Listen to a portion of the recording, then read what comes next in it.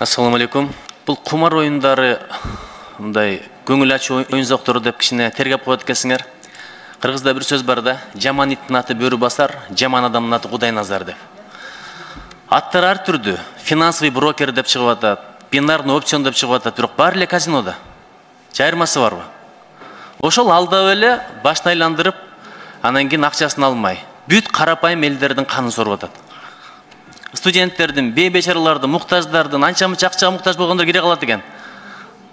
Батыр акча таба калайын деп, тигилерге алданып. Бир жерге топтоп алып, көзөмөлдөйбүз деген бул мамлекеттин алсыздыгын көрсөткөнгө окшоп атасыңар да. Булар чачылса дагы, жердин артына кирип кетсе дагы, эшигин бекитип, тешигин бүтүп алса да таап контролдош керек. Контролдой албай калдыгынан бир жерге топтоп ойланда, бир облустун курамына бүт 40 районду бириктирип коелу, ошондо контролдош оңой болот. Азыр эми ОПГ менен көрөш болуп атат. Активисттер, НПОшчулар, анча-мынча мыйзам бузгандарды кычыктан, тешиктен таап келип камап атат. Буга дагы мындай мамлекеттин күчү, ресурстары укур узун деген эле сөз. Бирок мен бир да элекмин ушул жерде лицензиясы жок иштетип элди тоноп атат. Тигил кумар оюндарынын ээси, бул кумар оюндарынын ээси камалды деген бир да сөздү элекмин. Араңыздарда бир информация бере тургандар бар, бул жерде коргондордон жок экен.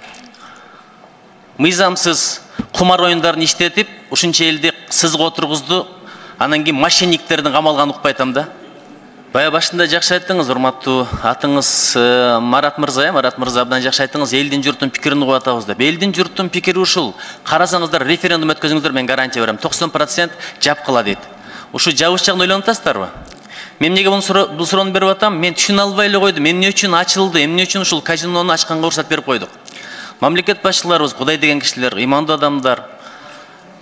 Анан депутаттардын арасында деле ошондойлор көп. Амага бир маалыматтар келди. Бул ОПГнын бир лоббиси болуп калды деп. Азыр мына ОПГ жок болуп атат. Күрөш бүтүп атат алар менен. Үстүнөн жеңиш болуп атат. Ошондон кийин ушуну бир жабалы деген демилгелер болуп атабы же дагы деле мыйзамдын бул жери кем экен, тигил жер жетпей калыптыр деп келе бересиздерби?